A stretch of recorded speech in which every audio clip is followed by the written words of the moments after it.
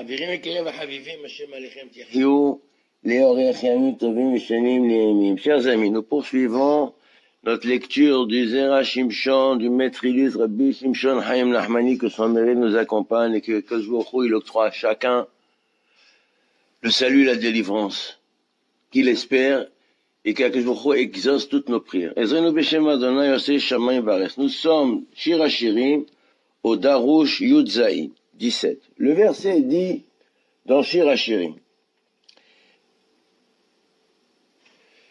Maïm Rabim, lo yochlo lechabot et ahava. Les eaux abondantes ne peuvent pas éteindre l'amour. Unharot et les rivières ne peuvent, ils peuvent pas les inonder, les immerger. Imetini shet kolon beto ba'ava.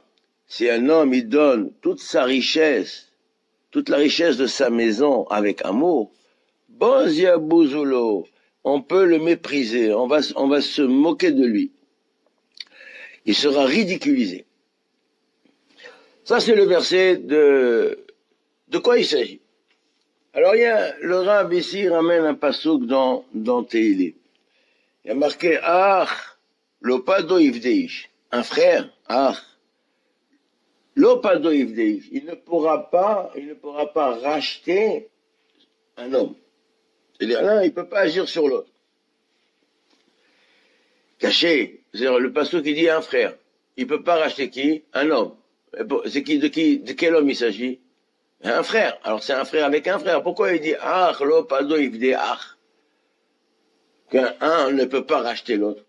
Il dit, alors, c'est comme si un, il est frère, et l'autre, il est un étranger. Pourquoi, comment ça marche, la structure du verset? Caché, Daya Lolomar, son frère, un autre frère. Mais la maman Marish, pourquoi il a dit un homme? Et pourquoi au début il a dit s'il s'agit de deux étrangers qui n'ont pas de lien familial. Et que signifie Pado Yifde? Rachètera et rachète. Le verbe racheter, il est construit dans une forme répétitive, redondante. Pourquoi? Comme c'est qu'il y a deux rachats. Alors, il nous dit le Rav, la Gemara dans Sota, elle dit que Hillel Azaken, il avait un frère qui s'appelait Shavna. Alors, la Gemara dit, Hillel ve Shavna himayo. Shavna, il était négociant, il avait beaucoup d'argent. Il travaillait, il faisait du négoce, et il avait gagné beaucoup d'argent. Il étudie la Torah. Donc, un, il a l'argent, l'autre, il a la Torah. Mais Shavna, ils n'ont pas, Shavna, il a dit, toi, mon frère, tu étudies la Torah, tu ne sers à rien, tu es un parasite. Tu fais quoi? Tu étudies la Torah, tu n'as pas de quoi vivre. Moi, je travaille, je gagne l'argent, etc. Je ne vais pas te soutenir. Donc, il dit, on lui a proposé, viens, on partage. Toi, tu gagnes l'argent, tu as beaucoup d'argent, tu as beaucoup de bénéfices. Moi, j'étudie la Torah. La moitié de ce que tu gagnes, tu partages avec moi. Comme ça, je peux étudier dans la sérénité. Shavna, il n'a pas voulu. Il n'a pas voulu partager la moitié de ses biens dans ce monde. Alors, parce qu'il y a un contrat. Il dit, tu prends la moitié, tu me donnes la moitié de ce que tu gagnes, de ce que tu possèdes dans ce monde. Moi, j'étudie la Torah et tu auras la moitié du Olam que j'ai produit. Pour avoir l'itol mersa secharo ba'olam haba. La moitié de ce qu'il a réussi à avoir dans le monde futur. Ça, c'est au début. Mais quand après il a vu Shirash, il est nasa chacham gadol, il est devenu nasi avec l'histoire de Bene Betera qui ne savait pas une halakha, et ils ont dit, voilà, il y a un lion qui est monté de Bavel. Ils sont venus chez Bene Betera, et alors il a expliqué là, comme la Gemara raconte dans Psachim. Alors il dit, il a vu qu'il est devenu Chacham Gadol, il connaissait toute la Torah, donc il est Hachouf. Il dit, j'ai fait une mauvaise affaire. Alors il dit, maintenant je vais partager avec toi. Ayarot, c'est l'Ahlokimo, il dit, il est revenu, il a dit, maintenant j'ai vu que tu as réussi, alors ça fait rappeler que les gens, ils sont prêts à honorer un grand rabbin. Alors il y a un grand rabbin Hachouf, très important qui vient, alors ils essayent tous de faire des photos avec lui, d'être assis à sa table, de l'honorer, etc. Ils lui donnent l'argent.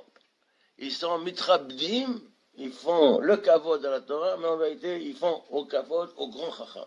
Quelqu'un qui est connu. C'est un honneur d'être assis à côté de lui.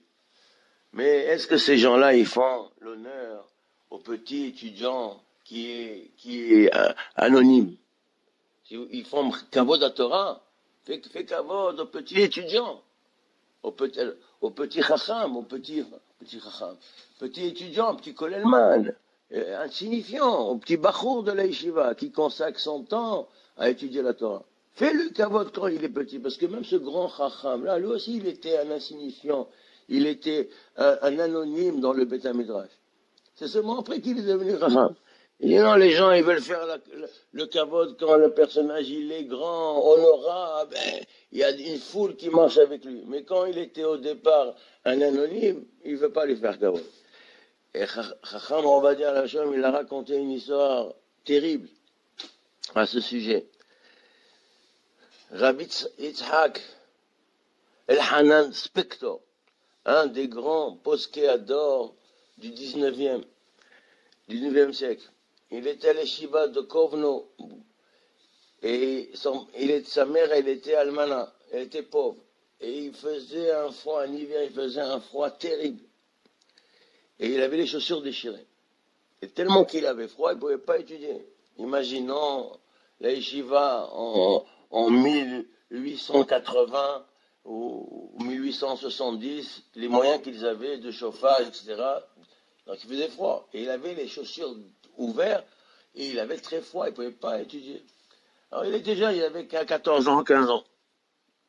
Il s'est dit, je vais aller en ville, je vais chercher peut-être, il y a un juif qui vend des chaussures, il va peut-être bien vouloir m'offrir une paire de chaussures vieilles, même vieilles, mais l'essentiel c'est que j'ai chaud aux pieds. Donc il fait le tour de la ville et il voit qu'il y a un grand magasin de chaussures avec un juif barbu, Ireshamaim, comme il rentre. Et il vient, il lui demande, il dit, voilà, je suis allé chez ma mère Sinalmana, j'ai pas d'argent, j'ai les chaussures déchirées, tu n'aurais pas une vieille paire de chaussures à m'offrir, même une vieille, même démodée, tout ce que tu veux, de manière qu'à ce que je puisse étudier et j'ai les pieds au chaud. Alors le vendeur, le propriétaire du magasin, il lui dit, tu crois ici c'est Gimilut Hasadim, ici on fait du commerce, on fait pas des cadeaux ici.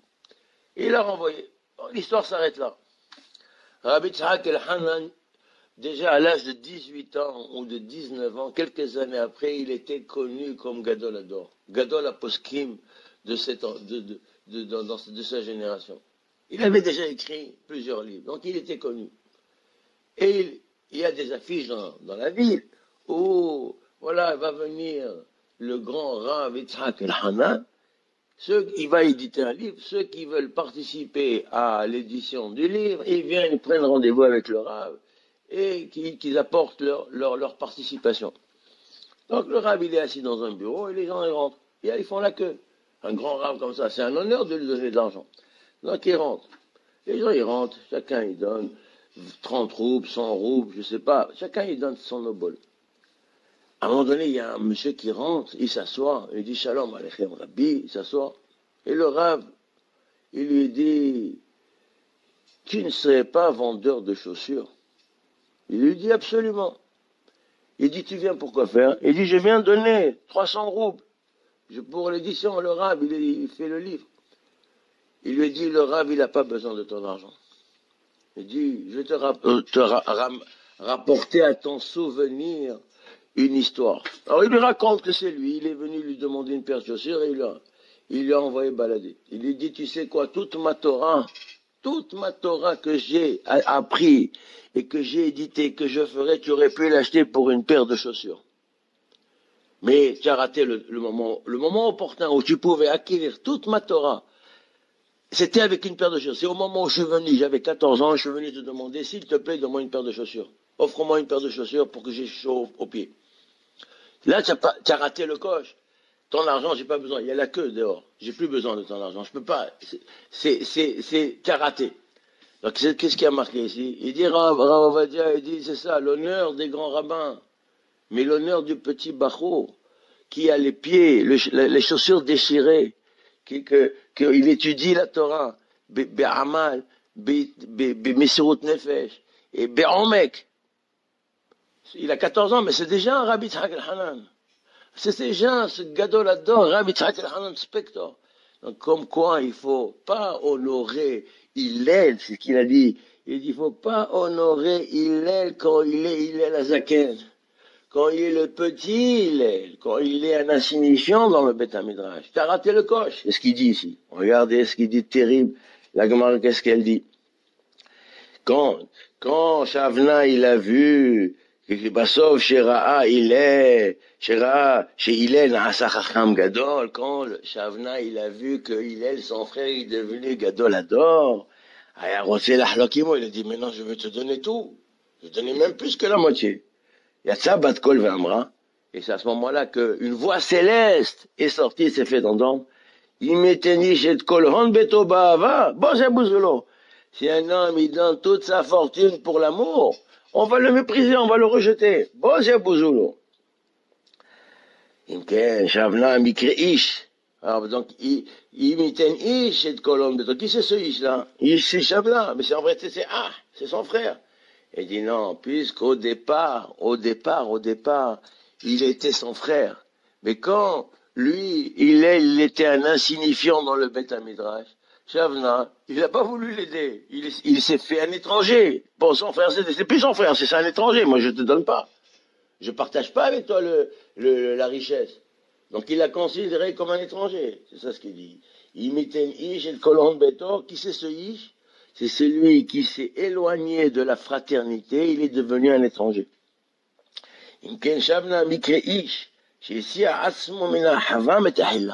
C'est Shavna qui s'est éloigné de la fraternité. Il était frère et il est devenu étranger. Mais Hillel, qui c'est c'est le Hillel. Alors c'est ça ce qu'il dit le Passouk. Un frère. Il s'agit de Hillel. Il ne pourra pas racheter l'étranger. Qui c'est le Ish étranger? C'est Shavna, qui lui-même, au début, il était son frère, mais il a agi comme un étranger. L'opado, il venait betorato. Chez Shavna, chez Ish. Et il peut pas, pado, il venait. Même, alors il veut expliquer maintenant, il pourra pas le racheter, il pourra pas rien faire pour lui, c'est trop tard. C'est ce qu'il a dit, le Rabbi Yitzhak el-Hanan Spector. Il a dit à ce monsieur-là, il dit maintenant c'est trop tard. Moi même si j'aurais voulu être ton frère. Je suis venu, j'ai voulu être ton fils. Je voulais être ton fils adoptif. Je suis venu te demander, s'il te plaît, une paire de chaussures. S'il te plaît. Et toi tu as dit ici c'est pas l'ishkatassar, ici c'est pas le Gemilut Hasadim, ici on en vend. T'as pas d'argent, tu te dégages, tu me déranges dans le travail. Ici on fait pas cadeau. Tu veux avoir des cadeaux, va au Gomar de Gemilut Hasadim. Ici, non. Donc, il a considéré comme étant un étranger. Alors que lui, il voulait se faire son fils adoptif. Il a perdu. Quand il vient, plus tard, quelques années après, il vient avec 300 roues pour lui donner, il lui dit, le Rav dit, t'as perdu. L'opado ivdeish. Yatsa bat kol ve'amra, imiten ish et kol hon beto ba'ava, posé bouzoulo. C'est ce qui a marqué ici. Maintenant, pourquoi il a marqué Pado Yivde dans le verset? Kefel, doublement. Et que, Kefel Pado Yivde, car Pirusho, lo pada, Shavna Metrila et Hillel, Mehaniut. Shavna, il n'a pas racheté Hillel la première fois de la misère, de la pauvreté dans laquelle il était. L'autre, il n'a pas donné une paire de chaussures à Rabbi Tzhak el-Hanan Spector quand il avait 14 ans. Il n'a pas fait le puddion, il le rachète. Il le rachète du froid qu'il avait dans les pieds. Lo Yivde, même aujourd'hui, il ne pourra pas. Donc, comme l'Opada au passé, comme lui, il n'a pas voulu donner une paire de chaussures avant, au passé, Lo Yivde af'ata. Mais maintenant, il ne pourra pas le racheter. Hillel, Otto, Midina, Shel Geinam. La Avera qu'il a fait, il ne peut pas le racheter maintenant. C'est trop tard. Même si tu donnes maintenant, comme lui, il a pada au passé, Lo Yivde, lui, Hillel, ou bien Rabbi Tzhak el-Hanan Spector, le vendeur de chaussures, maintenant, 5 ans, 10 ans après, il ne peut pas le racheter. C'est trop tard. Kemo Shaya, Hillel, Rotze la Asot, il voulait à bat de col. Mais il aurait bien voulu le faire. Mais il y a une voix céleste qui fait se faire entendre. Le passo qui s'y dit, imiter Nijet Kolran, Beto Bahama, Bosa Bozulo. On le méprise, il ne peut pas donner, c'est trop tard. Biafou, Loïten, Elohim, Kofro, Daino, Hatsia, Mamon, Shaya, Rotse, Litet, Leilel. Il ne peut pas donner comme rachat à Dieu la moitié de sa richesse, comme il voulait donner après. Il voulait donner à Hillel. Mais si, Vikar, Pidjom, Nacham. Et le pidgeon, il est précieux, il est presque improbable. Mi shehashav yakar arbe nechasa velo ratza lehalka metchila le pidgeon nafsho. Celui qui a pensé que c'est bien, il valait bien plus que de valeur que la Torah de Hillel quand il était un anonyme. Celui qui pensait qu'une paire de chaussures valait plus que la Torah de ce petit garçon qui a les pieds gelés. Alors celui-là, donc il voulait pas, Velo Ratzaleh Halkam, il n'a pas voulu donner une paire de chaussures. Pour acheter quoi? Pour acheter lui, son âme à lui, et aider l'autre. Il a perdu le coche, le temps propice, l'opportunité, il pourra plus rien faire. Qui est Chachamim Yamoto. מי שרוצה לראות תחילה, אם היו אחיהם חכמים, כמו שעשה שבנה, parce que si lui, Shavna, il savait qu'il y a 20 ans, il allait devenir un Chacham Hatsum Benora, un grand sage, honoré, glorifié, célébré, il est Nassi Israël. Alors, on va dire qu'il aurait donné, mais il n'a pas vu, il n'a pas des yeux. Il voit l'instant présent. Lui, le type qui vend les chaussures, il voit un petit garçon. Un insignifiant, mais moi je suis parmi les gens importants. Moi j'ouvre mon magasin que les gens importants, et si on ne vend pas c'est pas de la soukbet, on vend des chaussures de qualité, mais on ne fait pas cadeau. Il fait attention, parce que des fois, il peut arriver qu'à cause de la pauvreté et du manque de moyens, alors c'est ce type-là qui peut devenir Chacham Gadol, il peut abandonner l'étude. Et toi, tu n'as rien fait pour le soutenir. Alors ils mourront à cause de ce type-là. Alors il y avait un Kolelman qui pouvait devenir Gadolador. Et on a refusé de le soutenir. Quelle gravité il peut y avoir. Alors la richesse, elle va partir à d'autres. C'est quelque chose de terrible. Donc, il faut apprendre que l'honneur qu'on doit à la Torah, aux Chachamim, c'est pas parce qu'ils sont Chachamim Gedolim, qu'ils sont devenus des gens importants, leur Kovod la Torah, c'est même à celui qui est insignifiant, qui rase les murs, qu'on ne remarque même pas.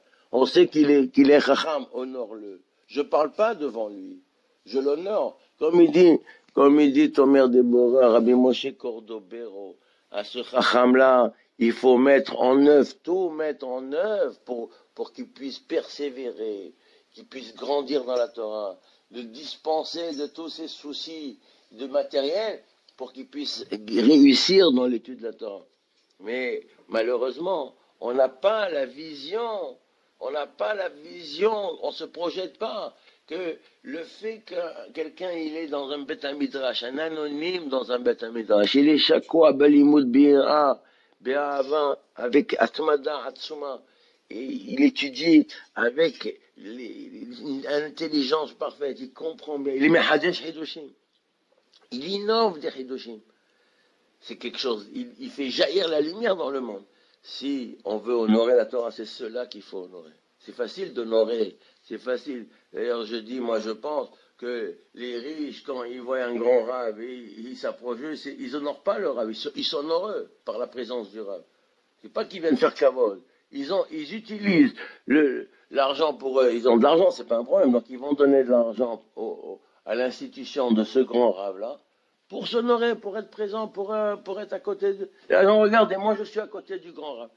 Ils s'honorent à eux, ils s'honorent pas la Torah. Ça s'appelle pas ça honorer la Torah. Honorer la Torah, c'est honorer le petit bachour insignifiant qui a peut-être des difficultés d'argent. Ses parents, ils n'ont pas d'argent pour le soutenir.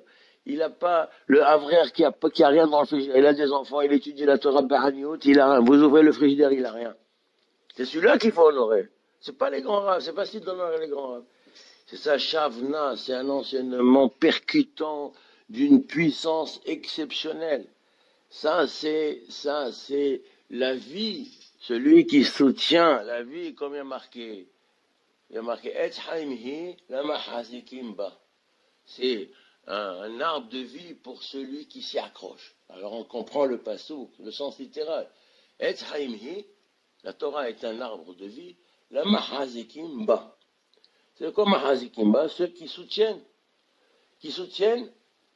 en elle. Ça veut dire quoi en elle? Normalement, le mahazikim, auto. Si j'ai quelqu'un qui va tomber, et moi je le retiens, donc la Torah, le kolelman, celui qui est le chacham, il n'a pas d'argent, il n'a pas de moyens. Donc je lui donne l'argent, je le soutiens. Donc lui, il va tomber, je le relève. Alors on dit en hébreu, mahazik auto. Donc le donateur, il est mahazik, l'arbre de vie. C'est un arbre de vie, donc il gagne quelque chose. Mais il est mahazik auto, ou ota. Ici, il y a marqué mahazik ba. C'est-à-dire, en vérité, celui qui se soutient, c'est celui qui donne l'argent, il s'accroche à l'arbre de vie. Et on a des histoires à plus finir, qu'il y a un riche, il avait un chacham, un jeune chacham. Il lui a dit, pendant 5 ans, tu es à ma charge. Il a fait un contrat. Donc, pendant 5 ans, il était. Le jour où le contrat a fini, alors le beau-père, il lui a dit, c'est aujourd'hui la fin, monsieur, tu déménages. Donc le type, il a pris une charrette avec un âne, et il a mis toutes ses affaires dans la charrette.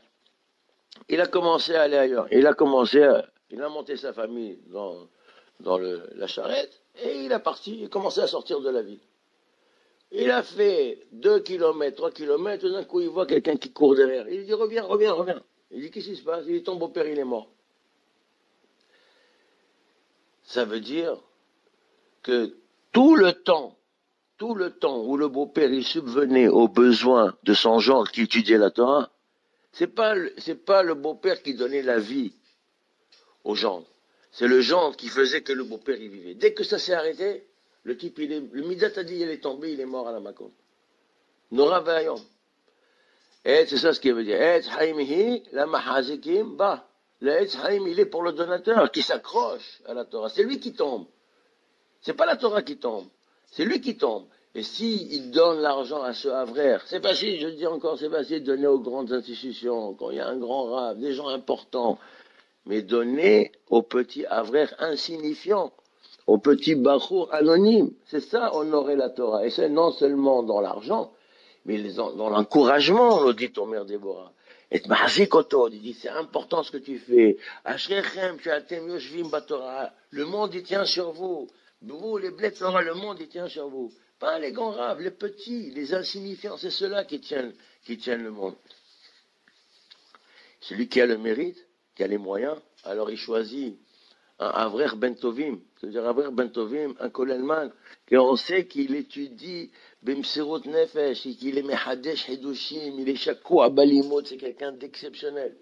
Et on lui donne, on le soutient. Les gens, quand ils ont un iftar, ils vont faire des plaques à la synagogue. Il veut faire un echal. Ça va lui, une fois quelqu'un il m'a demandé, voilà, il m'a montré un echal. J'ai dit que c'est quoi ça? Il m'a dit, ça on va faire un echal à la synagogue. J'ai dit, quelle synagogue? Il m'a dit, telle synagogue. J'ai dit, mais il y a déjà un. Il m'a dit, on va faire un plus beau. J'ai dit, d'accord. Pourquoi faire? Il dit, parce que ma mère, elle est morte, je vais faire les Nishmat ta mère. J'ai dit, le seul qui va être content de ton truc là, c'est le menuisier. Ta mère, elle va pas être contente, ça sert à rien. Il dit, combien ça coûte ça? 30 000 euros. Il dit, donne-moi 30 000 euros, on va prendre un frère. On va lui donner 1 500 euros par mois, en plus de ce qu'il a. Il va étudier les Nishmat de ta mère pendant 1 an, 2 ans. C'est mieux, 1000 fois mieux. Tu m'as Torah. Il m'a dit, oui, je veux bien, mais il restera rien avec de ça. Il n'y a rien après. Il dit, toi, tu fais pas la mitzvah pour ta mère, tu fais pour mettre une plaque.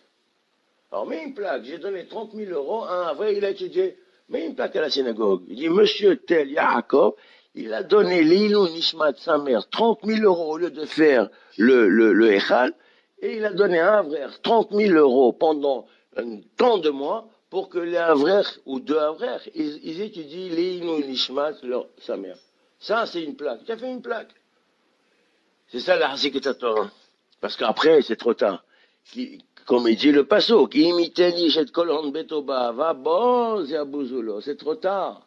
C'est trop tard, après c'est trop tard. Aujourd'hui, tu peux acheter la Torah pour une paire de chaussures, il lui a dit. Il raconte qu'on sache apprendre cette leçon exceptionnelle qu'il nous donne ici le Rav, que les Midrash Chazal les ont enseignés.